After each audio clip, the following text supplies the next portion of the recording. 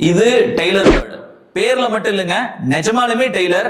எப்படின்னு சொல்ற வாங்க. காக்கா மரக்கிளையில கூடு கட்டி இருக்கும், கிளிகள் மர பொந்துல கூடு கட்டி இருக்கும். டெய்லர் பேர்டு தையல் சிட்டு என்ன பண்ணும் அப்படின்னா 3-4 இலைகளை ஒன்னா சேர்த்தி, நம்ம டெய்லர்ஸ் இருக்கிறாங்களங்க எப்படி 2 துணிகளை நூல் பயன்படுத்தி தைக்கிறாங்க, அதே மாதிரி இது என்ன பண்ணும் அப்படின்னா, நான் போன வீடியோல சொல்லியிருப்பேன் எருக்களம் செடியை பத்தி. அந்த எருக்களம் செடியில இருக்கக்கூடிய எருக்களம் பஞ்சை எடுத்துட்டு வந்துதான் இந்த டெய்லர் பேர்டு 2 இலைகளை ஒன்னா சேர்த்தி தச்சு தன்னுடைய கூட்டை கட்டுது. அப்போ இந்த பேர்டு எருக்களம் செடி இல்ல அப்படின்னா டெய்லர் பேர்டு இனமே இல்லாம போயிடும்.